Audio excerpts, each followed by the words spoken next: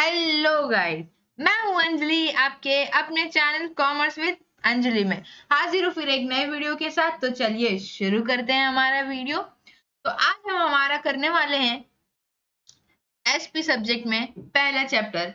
ठीक है, एसपी क्या है? एसपी हमारा सिक्रेटियल प्रैक्टिस, यानी कि ये हमें नॉलेज देता है किसके बारे में, हमारे equity, preference share, debenture, debt etcetera, share market, सबके बारे में आपको एसपी नॉलेज देता है। इसलिए एसपी क्या है? नॉलेज ओरिएंटेड सब्जेक्ट है।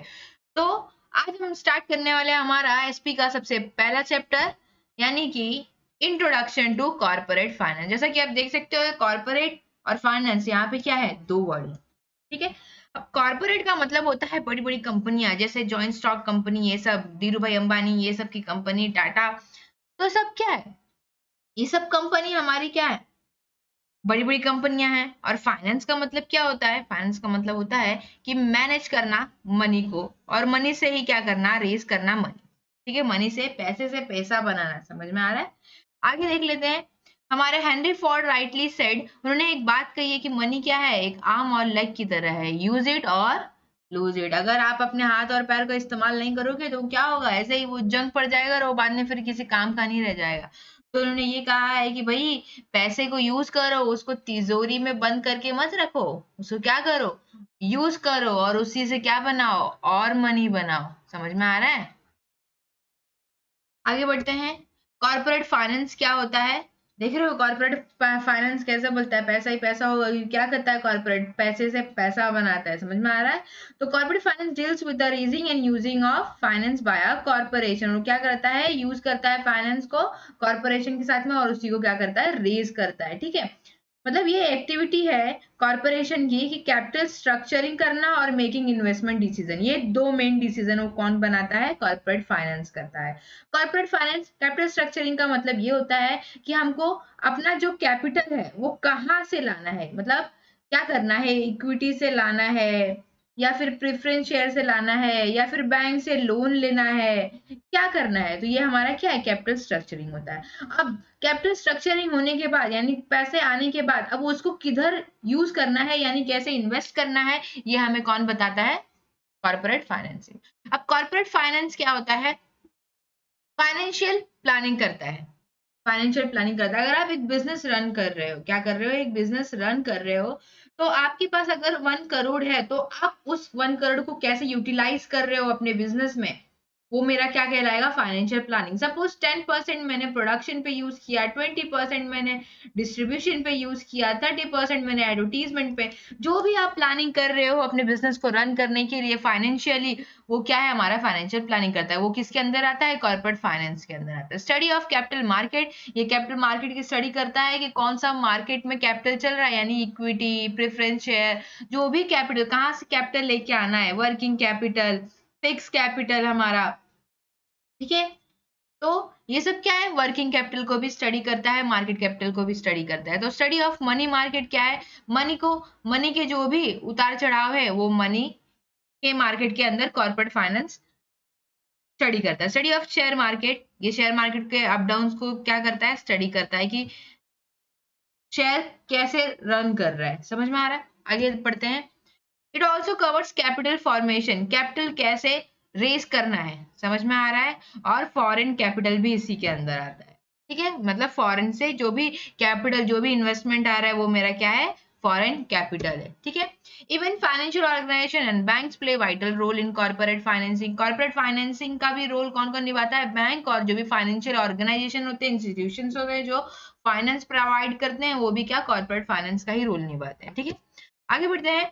फाइनेंस मैनेजर जो है, वो क्या काम करता है कॉर्पोरेशन में? सबसे पहले उसको ये देखना होता है कि एडुकेट फाइनेंस है कि नहीं, मतलब जितना जरूरत है हमारे कॉर्पोरेशन को उतना है कि नहीं है। फिर आने के बाद right source of fund that have minimum cost, हमको ऐसा यूज करना है, जो भी हमारा अमाउंट आया, जो भी हमारा फाइनेंस आया है, उससे क्या हो? मिनिमम कॉस्ट हो, हमारा खर्चा कम हो, और हमको क्या हो? यूटिलाइज रेज फंड्स इफेक्टिवली, और हमको उससे क्या होला? मैक्सिमम रिटर्न मिले। समझ में आ रहा है? आगे बढ़ते हैं। देखो, two decisions are the basis of corporate finance. Corporate finance के दो पिलर हैं मेन। ठीक है। पिलर्स यानी कि आप पैर भी कह सकते हो, समझ में आ रहा है। तो उसके 2 लेग्स हैं जो वेरी वेरी इंपॉर्टेंट है।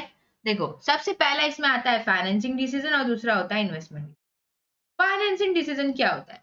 आप कैसे रेज कर रहे हो, हाउ टू रेज कैपिटल। जो बिजनेस रन करना है तो आप पैसा कहाँ से ला रहे हो बिजनेस स्टार्ट करने के लिए, वो क्या है, मेरा फाइनेंसिंग डिसीजन है। अभी बाबू भैया के स्टाइल में बाबू भैया बोलेंगे, ए राजू डेट में से पैसा लेने का कि इक्विटी से पैसा लेने का। ठीक है, तो मतलब यही है कि फाइनेंसिंग डिसीजन में डेट लाओ या फिर इक्विटी से पैसा लाओ। अब पैसा कहाँ से ला रहे हो ये फाइनेंसिंग डिसीजन के अंदर आता है। ठीक है, हाउ टू रेज कैपिटल, समझ में आ रहा है, ये इतना याद रखना। देखो जैसे यहाँ पे बोला है कि फर्म के पास क्या है, बहुत सारे मल्टीपल चॉइसेस है, लेकिन उसमें जैसे इक्विटी कैपिटल और डेट कैपिटल कहाँ से लाना है, या तो फिर देखो bank loan, public deposit, debenture etcetera to raise fund, या तो फिर दोनों को क्या करना है कॉम्बिनेशन में लाना है। तो कौन से प्रपोर्शन में लाना है कि कौन सा वाला इक्विटी वाला ज्यादा होना चाहिए या फिर बैंक लोन वाला ज्यादा होना चाहिए। ठीक है, उसके बाद हमारा दूसरा पिलर यानी दूसरा लेग कौन सा है, इन्वेस्टमेंट डिसीजन का। तो इन्वेस्टमेंट डिसीजन मतलब क्या, अभी देखो बिजनेस में पैसा तो आ गया, ठीक है, पैसा आ गया, गेन एक्सेस टू कैपिटल।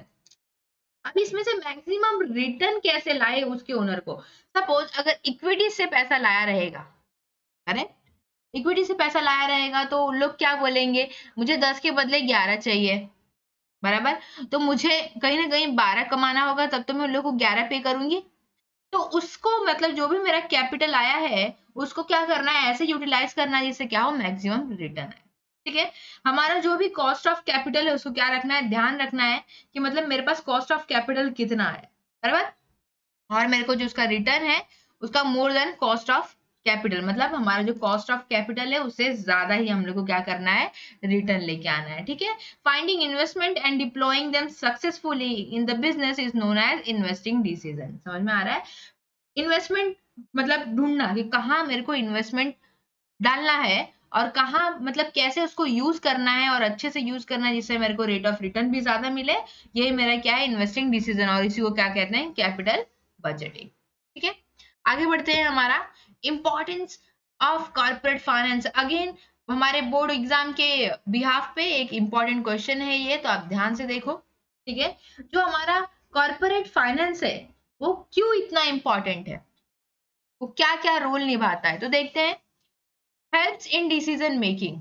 अभी देखो डिसीजन मेकिंग, कॉर्पोरेट फाइनेंस का मतलब मैंने ये बताया कि जो भी बड़ी बड़ी कंपनियां क्या करती हैं, फाइनेंस को मैनेज करती हैं, यूटिलाइज करती हैं और उससे ज्यादा से ज्यादा मुनाफा कमाती हैं, वही हमारा क्या है, कॉर्पोरेट फाइनेंस। ठीक है, तो क्या करता है, ये हेल्प करता है डिसीजन मेकिंग में। पैसा है तो भाई डिसीजन मेकिंग में हेल्प करेगा ही। देखो difficult to perform any function of business without finance, पैसे के बिना कोई भी काम हो सकता है बिजनेस में, नहीं। अब ग्रीन सिग्नल तभी मिलेगा जब फाइनेंशियली क्या होगा, वाइबल होगा, मतलब काम आगे तभी बढ़ेगा जब पैसा होगा। भाई पैसा भी तो रहना चाहिए, तो पैसा इज वेरी इंपॉर्टेंट। तो बोलते हैं ना, बाप बड़ा ना भैया, सबसे बड़ा रुपया।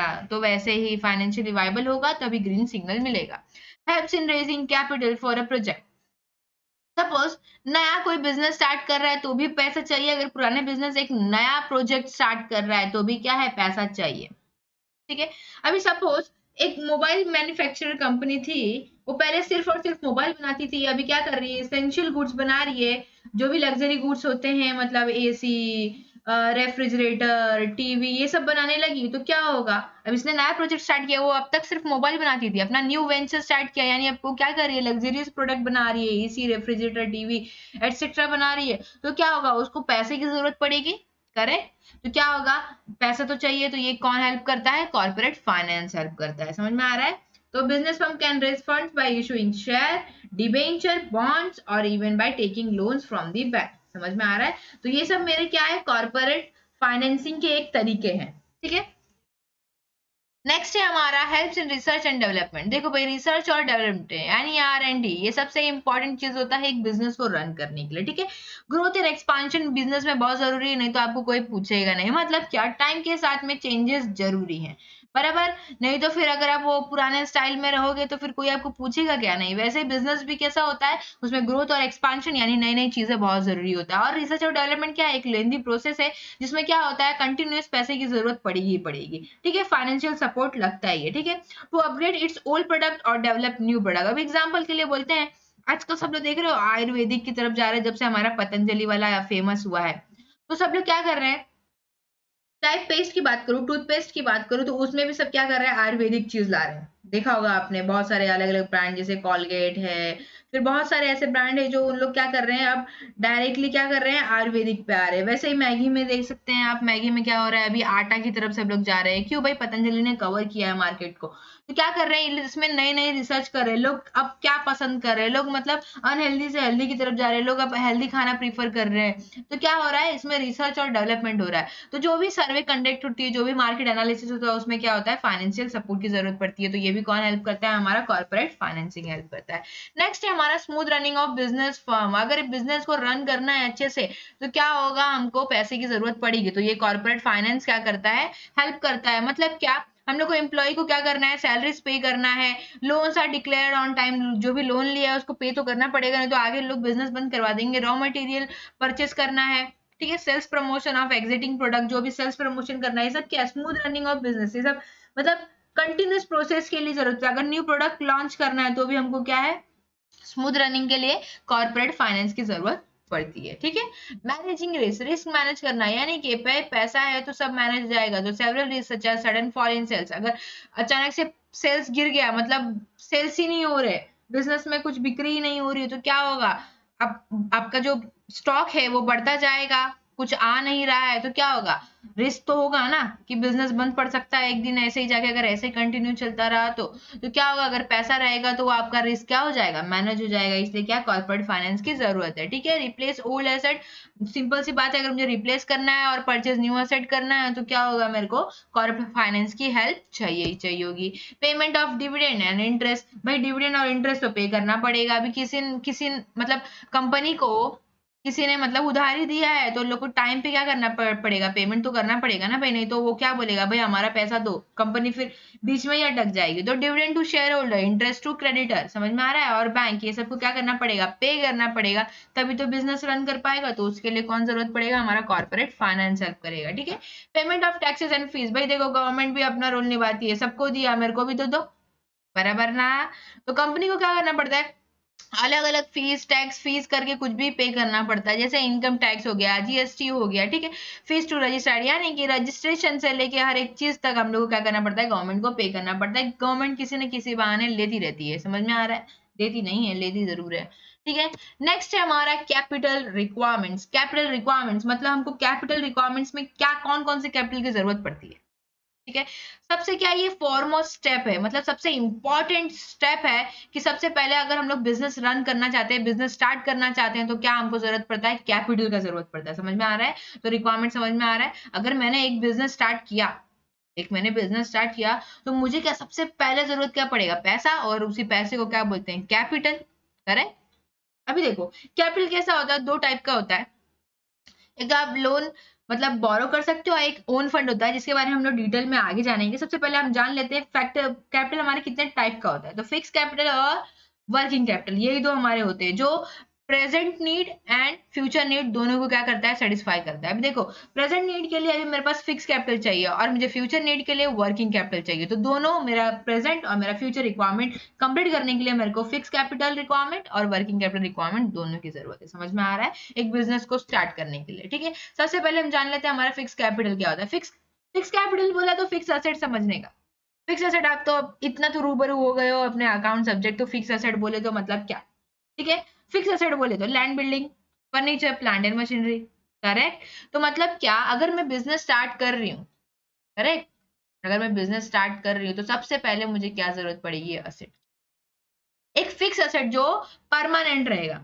ठीक है, ऑलमोस्ट परमानेंटली या फिर लॉन्ग पीरियड के लिए हम लोग क्या कर सकते हैं, उसको यूज कर सकते हैं। बराबर। देखो, ये तो हुई नई कंपनी का नया मशीनरी वगैरह खरीदा। एग्जिटिंग कंपनी है जो मतलब ऑलरेडी कंपनी है, उन लोग क्या करते हैं, उन लोग क्या करते हैं, एक्सपांशन और डेवलपमेंट करते हैं, लैंड, बिल्डिंग और महला बना दिया, रिप्लेसमेंट ऑफ इक्विपमेंट, मशीनरी, नई मशीनरी लेके आ गए। समझ में आ रहा है? तो ऐसे फिक्स कैपिटल की जरूरत पड़ती है हर बिजनेस में, एग्जिस्टिंग में भी और न्यू बिजनेस में भी। ठीक है, अभी देख लेते हैं factor affecting fix capital requirement, मतलब क्या कि ऐसे कौन से फैक्टर्स हैं जो क्या कर रहे हैं, हमारे फिक्स कैपिटल को अफेक्ट करते हैं। समझ में आ रहा है? मतलब क्या, अगर ए कंपनी है और बी कंपनी है, सपोज ए कंपनी में 10 लाख की जरूरत है और बी कंपनी में फिक्स कैपिटल मतलब 10 सीआर की जरूरत है। अब ये जो मतलब ए कंपनी और बी कंपनी दोनों क्या कर रही है, नया बिजनेस स्टार्ट कर रही है, लेकिन दोनों की जरूरत है कम और ज्यादा क्यों, इसकी 10 लाख और इसकी 10 करोड़ क्यों? तो उसी मतलब क्या क्या रीजन हो सकते हैं कि ऐसा हो सकता है कि एक कंपनी को 10 ही लाख जरूरत है और दूसरी कंपनी को 10 करोड़ की जरूरत है। ठीक है, यही रीजन हम यहाँ फाइंड आउट करने वाले हैं, factor affecting fix capital requirement. ऐसे कौन से फैक्टर है जो फिक्स कैपिटल रिक्वायरमेंट को क्या करते हैं, अफेक्ट करते हैं। जैसे देखो, नेचर ऑफ बिजनेस, बिजनेस कैसा है वो डिपेंड करता है कि हमको फिक्स कैपिटल कितना लगने वाला है। अगर मैन्युफैक्चरिंग इंडस्ट्री है, समझ में आ रहा है? अब मैन्युफैक्चरिंग इंडस्ट्री है मतलब क्या, वो बनाने वाली है, प्रोडक्शन करेगी, फिर उसको क्या करेगी, रखेगी, फिर उसको स्टोर की जरूरत पड़ेगी, फिर डिस्ट्रीब्यूशन करना है, हर एक चीज करना है। तो मैन्युफैक्चरिंग इंडस्ट्री, तो मेरा फिक्स कैपिटल क्या होने वाला है, ज्यादा होने वाला है। क्यों? क्योंकि मेरे को फिर असेट्स की जरूरत पड़ेगी, यानी बड़ी बड़ी मशीन खरीदूंगी, व्हीकल खरीदूंगी, तब तो मशीनरी करूंगी, प्रोडक्शन करूंगी। फिर मेरे को वेयर हाउस चाहिए, मतलब प्लेस चाहिए होगा, फिर व्हीकल खरीदना पड़ेगा। क्यों? क्योंकि मेरे को क्या करना है, डिस्ट्रीब्यूट करना है। समझ में आ रहा है? अगर ट्रेडिंग बिजनेस होगा, क्या करेगा, एक जगह से उठाता हो और दूसरी जगह क्या करता हो, डाल देता हो। मतलब use investment in fix asset, तो उसको फिक्स एसेट करने की जरूरत नहीं पड़ेगी। मतलब वो एक जगह से खरीदा, दूसरी जगह जाके बेच रहा, ना उसको वेयर हाउस का खर्चा, ना उसको मैन्युफैक्चरिंग का खर्चा, सिर्फ और सिर्फ उसको क्या लग रहा है, जो भी उसका डिस्ट्रीब्यूशन कॉस्ट है वो लग रहा है। तो दोनों के कंपैरिजन में समझ में आ रहा है फिक्स कैपिटल कहाँ ज्यादा कहाँ कम लग रहा है।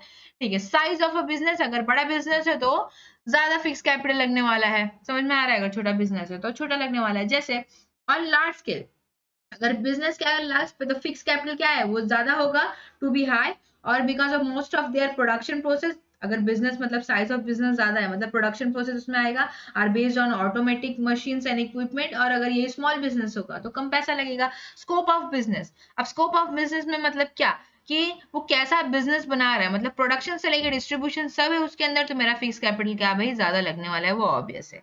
ठीक है, आगे बढ़ते हैं, एक्सटेंट ऑफ लीज और रेंट।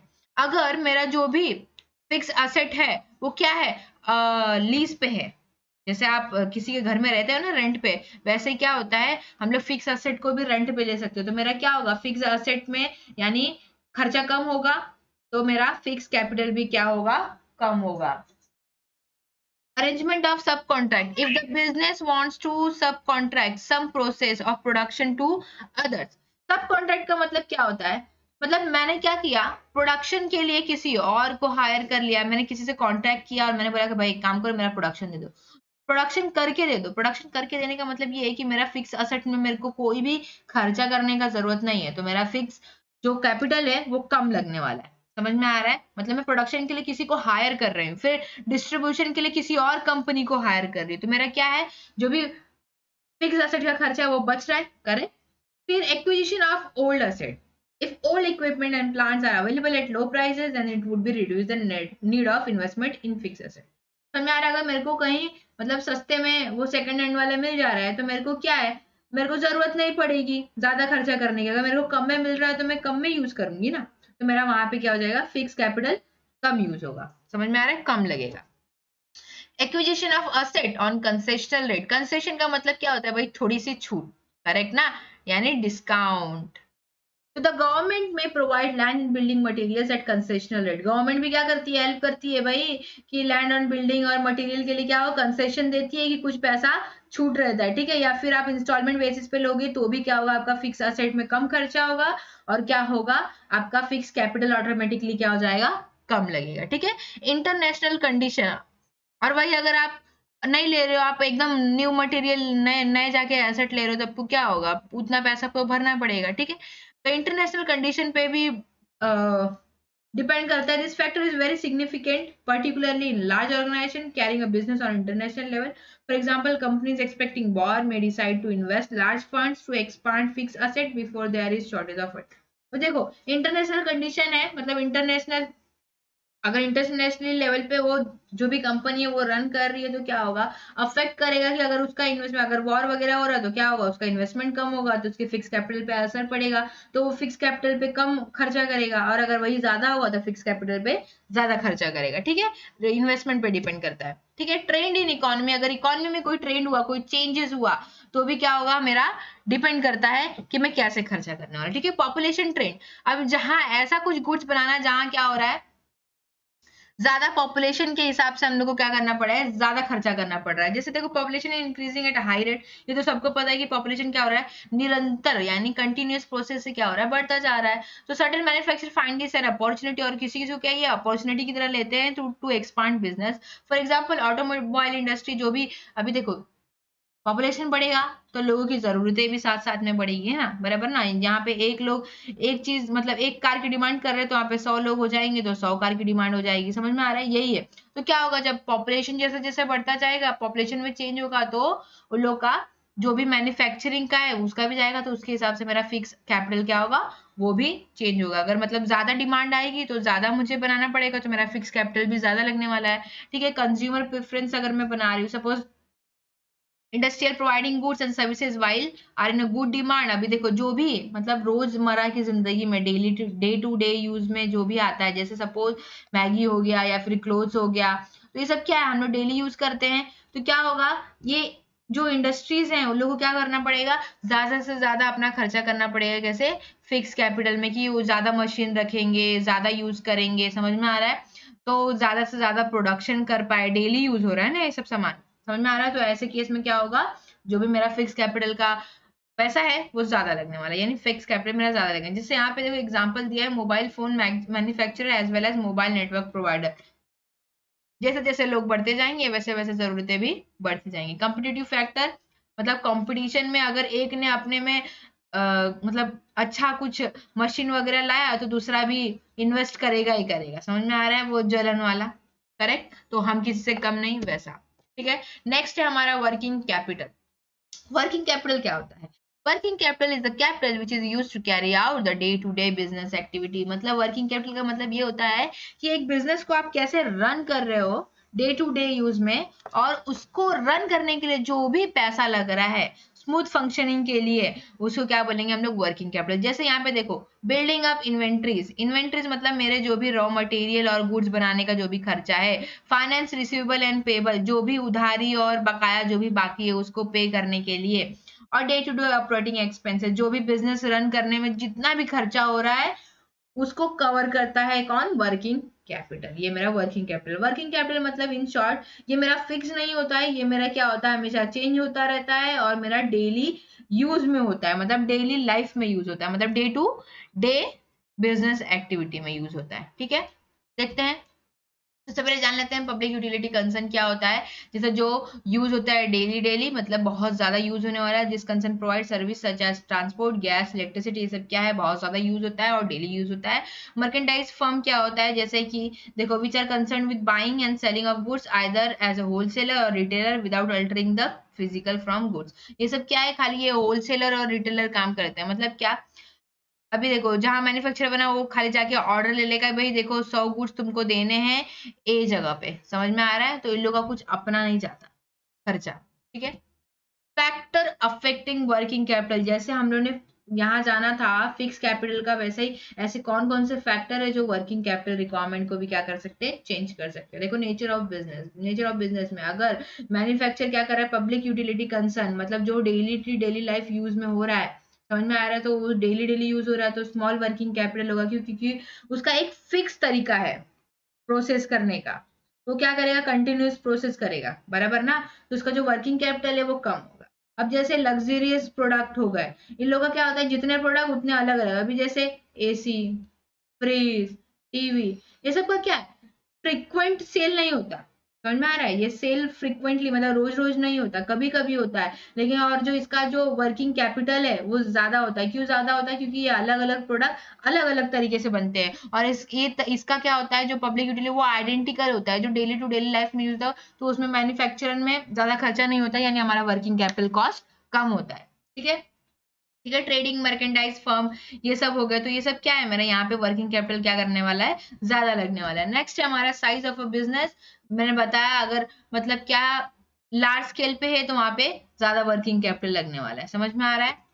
फिर वॉल्यूम ऑफ सेल्स, अगर जहां जिस बिजनेस में क्या हो रहा है, मेरा सेल्स बहुत ज्यादा होता है, बिकता ही जाता है प्रोडक्ट, समझ में आ रहा है, सेल पे सेल हुए जा रहा है हुए जा रहा है, तो क्या होगा, मेरे को बनाना पड़ेगा डेली टू डेली लाइफ में, तो इससे क्या होगा, मेरा जो वर्किंग कैपिटल है वो भी क्या होगा, इंक्रीज होगा। देखो एक बात याद रखो, volume of sales and size of working capital are directly related. अगर मेरा वॉल्यूम ऑफ सेल बढ़ेगा तो मेरा वर्किंग कैपिटल भी क्या होगा, ज्यादा होगा। अगर मेरा वॉल्यूम ऑफ सेल यानी मेरा सेल कम हो रहा है तो मेरा वर्किंग कैपिटल भी कम होगा, समझ में आ रहा है। प्रोडक्शन साइकिल, प्रोडक्शन साइकिल का मतलब ये होता है कि process of converting raw material into finished goods is called production cycle.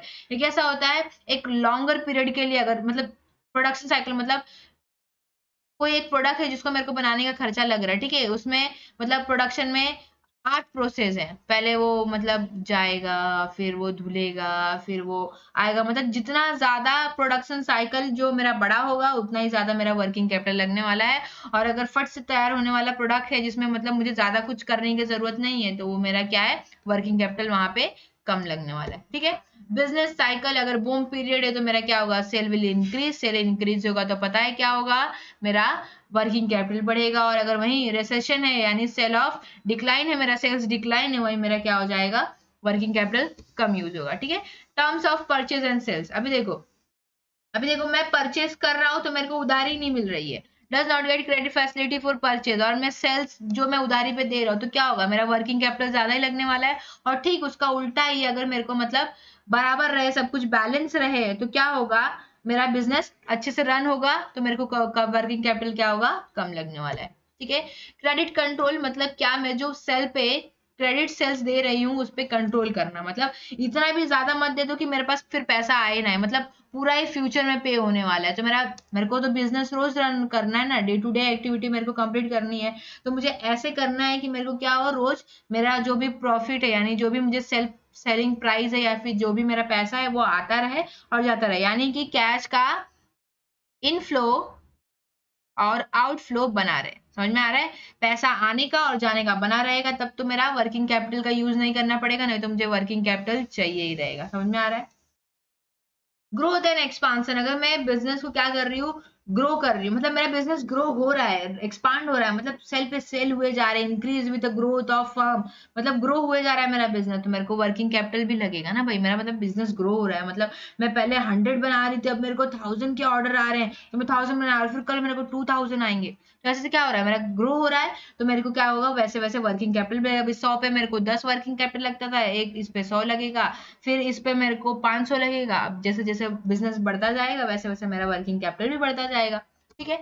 Management ability, अभी देखो मैनेजमेंट एबिलिटी मतलब क्या, ये क्या करना, एक कॉम्बिनेशन बनाए रखना प्रोडक्शन से लेके डिस्ट्रीब्यूशन तक, समझ में आ रहा है। तो मतलब इससे क्या होगा, देखो the requirement of working capital is reduce if there is a proper coordination between production and distribution, समझ में आ रहा है। तो मतलब मैन्युफैक्चरिंग से लेके उसको सेल करने तक उन लोग के बीच में क्या होना चाहिए, प्रॉपर कॉम्बिनेशन होने चाहिए, क्या होना चाहिए, प्रॉपर कॉम्बिनेशन होगा तो बिजनेस क्या होगा, अच्छे से मैनेज होगा, तो मेरा वर्किंग कैपिटल अच्छे से कम लगेगा, ठीक है। एक्सटर्नल फैक्टर में क्या होता है, फाइनेंशियल इंस्टीट्यूशन एंड बैंक क्या होना चाहिए, प्रोवाइड करने चाहिए हमारा क्या, वर्किंग कैपिटल को, तो क्या हो जाएगा, मेरा वर्किंग कैपिटल क्या हो जाएगा, रिड्यूस हो जाएगा, ठीक है। अब जान लेते हैं, अब तक तो हम लोगों ने जान लिया कि कैपिटल स्ट्रक्चरिंग मतलब कैपिटल रिक्वायरमेंट क्या क्या होता है। अब कैपिटल स्ट्रक्चर जानेंगे हम लोग, यहाँ पे मतलब ये जानेंगे कि कैपिटल के अंदर क्या क्या आता है, हम लोग कैपिटल कैसे कैसे रेज कर सकते हैं, ठीक है।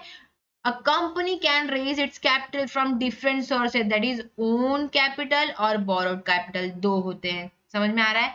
अभी देखो owned और borrowed या फिर दोनों से कर सकता है, समझ में आ रहा है। अब देखो ओन कैपिटल में क्या होता है, इक्विटी शेयर आता है, प्रेफरेंस शेयर आता है, कैपिटल आता है, रिजर्व यानी जो उसने ऑलरेडी एग्जिस्टिंग बिजनेस होंगे उन लोग ने अपने प्रॉफिट में से कुछ बचा के रखा होगा, सरप्लस यानी मुझे एक्स्ट्रा प्रॉफिट हो गया तो उसमें से मैं जो भी एक्स्ट्रा प्रॉफिट हुआ, मतलब मेरे को 100 होता था, आज मेरे को क्या हो गया 200 हो गया, तो मैं 100 को क्या करूंगी, बचा के रखूंगी। तो जो मेरा ये 100 एक्स्ट्रा हुआ ना प्रॉफिट में, वो मेरा सरप्लस कहलाएगा। समझ में आ रहा है? On the other hand borrowed source are debenture, loan, ये सब। समझ में आ रहा है? अब देखो कैपिटल स्ट्रक्चर का मतलब क्या होता है, mix up of various sources of fund in desired proportion. अपने हिसाब से वो कर सकता है कि या तो उसको ओन फंड ज्यादा रखना है या फिर बोरोड फंड ज्यादा रखना है। समझ में आ रहा है? अब देखो, to decide capital structure means to decide upon the ratio of different types of capital. कौन कौन सा कैपिटल मुझे रेज करना है और कैसे यूज करना है। ठीक है, तो डेफिनेशन देख लेते हैं हमारे कैपिटल स्ट्रक्चर का।